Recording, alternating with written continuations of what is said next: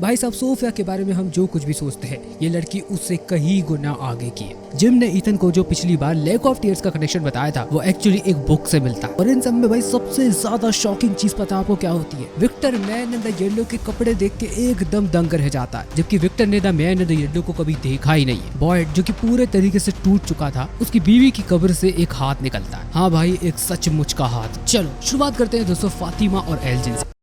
याद करो दोस्तों सीजन 3 में एल्जिन ने फातिमा को किडनैप किया था। फातिमा ने एक मॉन्स्टर को जन्म दिया। इसके बाद फातिमा ने टिली को मार दिया। बॉयड ने एल्जिन को टॉर्चर किया। बॉयड एल्जिन से चाहता है कि ये सारी की सारी बातें वो अपने ही अंदर कहीं छुपा कर रखे, क्योंकि टाउन को अगर ये सारी बातें पता चलती है तो इन लोगों के बीच में एक सिविल वॉर हो जाएगी। एल्जिन और फातिमा के बीच में जो कुछ भी हुआ, फातिमा इन सब चीजों को लेकर काफी ज्यादा अंडरस्टैंडिंग है। उसका सोचना ये है कि इस जगह ने हम दोनों को ही बहुत बुरे तरीके से यूज किया। इसके बाद इन दोनों को हम मिट्टी कलेक्ट करता हुआ देखते हैं। फातिमा एल्जिन से कहती है कि इतने से कुछ नहीं होने वाला, हमें और चाहिए। जैसा कि दोस्तों आपको पता होगा कि फातिमा का सड़ी हुई वेजिटेबल्स और मिट्टी में काफी ज्यादा बुरा रिकॉर्ड है। पहले भी सड़ी हुई वेजिटेबल्स खाती हुई दिखी है क्योंकि उसके अंदर उस टाइम पर मॉन्स्टर था, लेकिन कहीं ना कहीं फातिमा को अभी भी ये लगता है कि उसके अंदर अभी भी कुछ है। और ये मिट्टी क्या वो एल्जिन से खाने के लिए कलेक्ट करवा रही है? क्योंकि मुझे पर्सनली ऐसा लगता है कि टाउन में किसी और से वो ये बात बोलेगी तो शायद लोग उसको उल्टा पागल समझेंगे। बॉयड को अपनी बीवी एबी का सपना आता रहता है। वो दिन याद आता है जब एबी ने खुद टाउन पर ओपन फायर किया था। वो ये बिलीव करती थी कि मौत ही इस जगह से फ्रीडम दिलवा सकती है, और उसी दिन बॉयड ने अपनी बीवी को मार दिया अपने ही हाथों से। ये बॉयड का सबसे बड़ा ट्रॉमा है जो कि अपने साथ वो आज भी कैरी करता है। आज भी यही चीज उसको सोने नहीं देती। अकोस्ता जो कि पिछले एपिसोड में एम्बुलेंस लेकर भाग गई थी, अब उसको फाइनली अरेस्ट कर रख लिया गया है। उसने बॉयड से ये मांग की है कि वो खुद को एक गोली मारना चाहती है। वो किसी को कोई चिंता लेने की जरूरत नहीं है, वो ये सब जंगल में करने वाली। बॉयड उससे कहता है कि ठीक है, लेकिन उससे पहले उसको एक उसका काम करके देना पड़ेगा। स्टोर रूम के अलावा भी एक चीजों का कलेक्शन है यहाँ पर कि अकोस्ता को ले जाकर छोड़ दिया गया। यहाँ पर वो अलग अलग पेंटिंग्स और अलग अलग क्लूज को देखकर एक प्रॉपर तस्वीर बनाएगी। इस जगह को जानने में कुछ तो मदद मिलेगी कि आखिरकार यहाँ पर क्या चल रहा है। वैसे अगर अकोस्ता एक अच्छी इन्वेस्टिगेटिव ऑफिसर है तो काफी सारी चीजें वो बता सकती है, लेकिन इन सब के बाद भाई आप एक चीज भूल रहे हैं, knowledge comes at a cost. वो सारी चीजें पता तो लगा रही है, लेकिन आने वाले समय में ऐसा भी हो सकता है कि the man in the yellow से वही उल्टी धरा जाए। लेकिन इन सब में भाई एक बात हमको और नजर आती है कि बॉयड जी जान से अकोस्ता की प्रोटेक्शन करने वाला है, क्योंकि कहीं ना कहीं वो उसमें एबी को देखने लगा है। वो भी इसी तरीके से ऐसा ही सोचती थी, फ्रीडम यहाँ से मरने के बाद ही मिलने वाला है। पास्टर की बॉडी को दफनाने के लिए रेडी किया जा रहा है, लेकिन सोफिया कैनी से कहती है कि क्या वो अपने फादर को आखिरी बार देख सकती है एकदम अकेले में। और अंदर जाकर भाई वो जो करती है वो सच में बहुत ज्यादा शॉकिंग था। उसने पास्टर का एक दांत निकाल कर अपने पास रख लिया, बिना कोई टूल यूज किए उसने सीधा अपने हाथों से ही उस दांत को उखाड़ लिया। और उसने ये भी बोला कि तुम्हें जाने देने से पहले कुछ याद के लिए चाहिए था। सीजन 2 में दोस्तों शायद आपको याद होगा कि स्माइली के ऑटोप्सी में उसके पास एक बटुए के साथ साथ इंसान का दांत भी मिला हुआ था। तब किसी ने भी इस चीज पर ज्यादा ध्यान नहीं दिया। अब जाकर शायद दोस्तों यही सवाल हमारे दिमाग में उठता है कि क्या स्माइली भी यही एल्गोरिथम फॉलो किया करता था? किसी को भी मारने से पहले वो उसका एक दांत निकाल लिया करता था। हो सकता है कि दोस्तों the man in the yellow ने स्माइली को यही दांत दिया हो। क्या ये सारे मॉन्स्टर इसी तरीके से ट्रॉफीज कलेक्ट करते हैं, या ये सिर्फ the man in the yellow का पैटर्न? क्या जिम की भी कोई चीज है उसके पास? फातिमा के साथ भी दोस्तों कुछ ऐसा ही हुआ था। जब एक मॉन्स्टर का बेबी वो अपने अंदर लेकर घूम रही तो उसके दांत भी इसी तरीके से गिरने लगे थे। इन दोनों इंसिडेंट से एक चीज बहुत अच्छे तरीके से कनेक्ट होती है कि the man in the yellow जब भी किसी को यूज करता है तो उसका कहीं ना कहीं भाई कनेक्शन दांत से होता है। ये मेरी थ्योरी है, अगर आपको कहीं भी गलत लगती है तो प्लीज अपनी नीचे जाके कमेंट बॉक्स में बताना। जेड इन दिनों बहुत ज्यादा परेशान लग रहा है, इतना भी ज्यादा परेशान कि पहली बार हम इस बंदे को मेडिटेशन करता हुआ देखते हैं। इन सबका गोल ये है कि वो अपनी पुरानी मेमोरीज को अनलॉक करना चाहता है, क्रिस्टोफर्स वाली मेमोरी,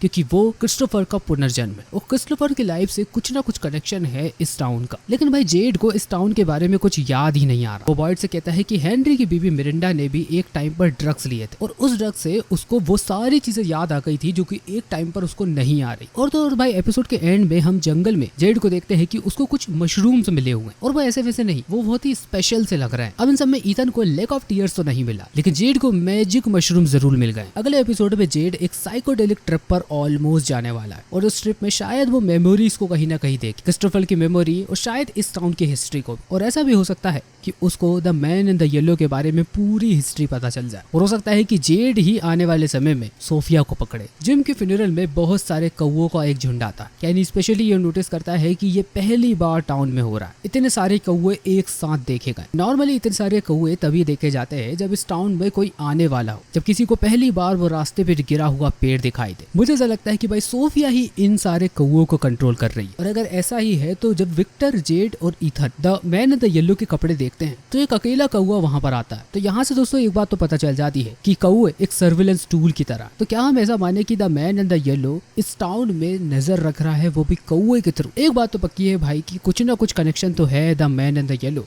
और कौओं का, क्योंकि शायद दोस्तों आपको याद होगा कि जब इस सीजन का टीजर आया हुआ था तो उसके एंड में भी हमको कई सारे कौवे दिखाई दिए। इस एपिसोड की सबसे बड़ी डिस्कवरी है एक बुक। विक्टर और ईथन निकल चुके हैं द लेक ऑफ टीयर्स को ढूंढने के लिए। विक्टर को सिर्फ ब्रिंडल्स के बारे में पता था, जो कि एक पॉन्ड जैसा ही दिखता है। वो उस पॉन्ड के पास ईथन को लेकर जाता है। ईथन उससे ये वादा करता है कि अगर वो उसको लेक ऑफ टीयर्स के पास लेके जाएगा तो विक्टर को वो पूरी कहानी बताएगा कि वो इस लेक को आखिरकार क्यों ढूंढ रहा है। वहीं दूसरी तरफ रेंडल जूली के लिए एक बहुत बड़ी रिस्क लेता है। वो मैथ्यूज के गिरे हुए घर में जाते हैं ताकि वहां से 2 बुक्स निकाल के ला सके, क्योंकि पहली बार ये जो स्टोरी वॉकिंग का कंसेप्ट है ये उस बुक से ही देखने को मिला था। क्रोमोनिकल बुक्स और फ्रॉमविल एक दूसरे के मिरर है। इसका प्रूफ ये है कि बुक में लेक ऑफ टीयर्स का जिक्र किया जाता है, एक जगह जो कि हीरो को पार करनी होती है आगे जाने के लिए, और उस लेक को एक फॉरेस्ट स्पाइडर गार्ड करता है। सीजन 1 में बॉयड और सरा एक स्पाइडर वेब फॉरेस्ट से गुजरे थे। क्या वो लेक ऑफ टीयर्स के पास थे तब? शायद उन्होंने वो लेक देखा भी हो, लेकिन उस टाइम इस लेक की इतनी इंपॉर्टेंस नहीं थी। आने वाले समय में ये क्रोमोनिकल बुक बहुत ही इंपॉर्टेंट रोल प्ले करने वाली है, क्योंकि जितनी भी चीज इन लोगों के साथ इस टाउन में हो चुकी है वो कहीं ना कहीं इस बुक में मेंशन्ड है। टैबिथा घर आती है और वो वही लाइट हाउस की पिक्चर देखती है जहाँ पर की the boy in the white ने उसे नीचे फेंक दिया था। वो बॉटल ट्री की तरफ जा रही है, वापस जाने की कोशिश कर रही है, लेकिन हेनरी उसे रोकने की कोशिश करता है, क्योंकि ये वही पेड़ है जिसको कि डेल ने एक गलत जगह टेलीपोर्ट कर दिया था और उसकी मौत हो गई थी। तो हेनरी का ऐसा सोचना है कि अगर टैबिथा के साथ भी ऐसा कुछ होता है तो ये कितनी ज्यादा बुरी बात होगी। बॉय इन द व्हाइट को देखकर ऐसा लगता है कि अब वो एक बच्चा नहीं रहा। हेनरी जिस चीज से इतने टाइम से डर रहा था, ये doubt boy in the white बहुत अच्छे तरीके से क्लियर करता है। वो ये बताता है कि ट्री टैबिथा को लाइट हाउस अब लेकर नहीं जाएगा। वो वहां तब इसलिए जा पाई क्योंकि टाइम बहुत सही था, अब टाइम एकदम गलत है। बॉय इन द व्हाइट ये भी कहता है कि वो धीरे धीरे कर क्लोज आते जा रहा है। अगर बॉय इन द व्हाइट किसकी बात कर रहा है? क्या वो the man in the yellow की बात कर रहा है? क्योंकि पहले इन लोगों के बीच में ऐसा कोई बंदा था ही नहीं जो कि इन्हीं लोगों के बीच में जासूसी कर सके। ऐसा हो सकता है कि वो इसी के बारे में बात कर रहा है, क्योंकि ये सफेद कपड़े वाला अकेला एक बंदा है जो कि पूरे तरीके से निष्पक्ष है। ना तो मॉन्स्टर की तरफ है ना तो वो ह्यूमंस की तरफ। विक्टर ने मैन इन द येलो के कपड़े पड़े हुए देखे। वो उन कपड़ों को देखकर इतना ज्यादा डर जाता है कि वो वहीं पर सूसू कर देता है। सोचो भाई ये कितनी बड़ी बात हो सकती है। इन सबसे एक बात तो कंफर्म हो जाती है कि विक्टर ने the man in the yellow को पहले कभी देखा होगा अपने ट्रॉमेटिक मेमोरीज में। विक्टर का पुराना पैटर्न यही है कि वो चीजें ये देखना नहीं चाहता, वो चीजें वो भूल जाता, लेकिन आजू बाजू के ऑब्जेक्ट्स उसको ट्रिगर करते रहते हैं। तो क्या हम इन सब चीजों का ये मतलब समझे कि विक्टर ने the man in the yellow को कुछ इससे भी बुरा करते हुए देखा है? क्या इससे भी ज्यादा लोगों को उसने मारा है? इससे भी शॉकिंग चीज होती है कि वहां पर हमको एक क्रो दिखाई देता है। क्या वो इन सबको देखने के लिए आया हुआ था? प्लीज जाके नीचे कमेंट बॉक्स में बताना, क्योंकि इस चीज का जवाब मुझे भी जानना है। केनी सोफिया को ये बताता है कि ये पूरी बसर जब से चालू हुई जब से मैथ्यूज फैमिली यहाँ पर आई, लेकिन सोफिया की स्ट्रेटेजी भाई हमें तब समझ में आती है जब वो ये सीधा बात जाकर जूली से बोल देती है। उसका प्लान भाई बहुत ही ज्यादा खतरनाक है। वो इन सबको आपस में ही लड़वा कर खत्म करना चाहती है। किसी को भी सीधा मारकर अपने हाथ गंदे नहीं करे, वो लोगों को एक दूसरे के खिलाफ खड़ा कर देने वाली है। सोफिया कॉलोनी हाउस में रहना बिल्कुल भी नहीं चाहती। वो सारा के साथ रहना चाहती है जिसने की ईथन को मारने की कोशिश की, टॉबी को मारा और एल्जन को बहुत बुरे तरीके से टॉर्चर किया। तो कोई भी अभी उसके ऊपर ट्रस्ट नहीं करना चाहता। मैन इन द येलो सरा के साथ इसलिए रहना चाहता है क्योंकि सरा के सहारे वो बहुत से लोगों को मैनिपुलेट कर सकता है। सरा को कई सारी आवाजें भी सुनाई देती है। Man in the yellow in voices को सोर्स कर सकता है। अगर सोफिया उस सोर्सेस को कंट्रोल कर सके तो सरा एक परफेक्ट पपेट बन सकती है the man in the yellow के लिए। या ऐसा भी हो सकता है कि the man in the yellow ने ये चीज कहीं ना कहीं महसूस कर ली हो कि सबसे पहले अगर उसको कोई पकड़ सकता है तो वो सरा ही है। तो उससे डिस्टेंस बनाने की बजाय उससे सिंपैथी और उसके ऊपर कंट्रोल मेंटेन पहले से ही करना चाह रहा मैन इन द येलो। जब बॉयड अपनी बीवी की कब्र पर जाता है तो जमीन से एक हाथ निकलता हुआ दिखता है। क्या ये हाथ सचमुच में रियल है? क्योंकि भाई अगर ये कब्र का हाथ होता तो कुछ तो डैमेज होता, कहीं ना कहीं हमको ये स्पॉइल दिखे। ऐसा नहीं है, ये एकदम फ्रेश हाथ है। मुझे पर्सनली ऐसा लगता है कि बॉयड हेलुसिनेट कर रहा है, क्योंकि उसके दिमाग में फादर कथरी, बेरेलिना यानी कि वो म्यूजिक बॉक्स, सारी चीजें उसके दिमाग में। या फिर ऐसा भी हो सकता है कि भाई वाकई में कोई नीचे हो। इसका अगला एपिसोड भाई बहुत ही ज्यादा इंटरेस्टिंग होने वाला है और उसका ब्रेकडाउन भी करने वाले हैं, लेकिन उससे पहले भाई आपको इस चैनल को सब्सक्राइब कर लेना चाहिए। बाकी इस वीडियो को दोस्तों यहीं पर खत्म करते हैं। वीडियो को लाइक कीजिए, चैनल को सब्सक्राइब कीजिए। फिर मुलाकात होगी आपसे ऐसे ही एक धांसू वीडियो में। तब तक के लिए बाय।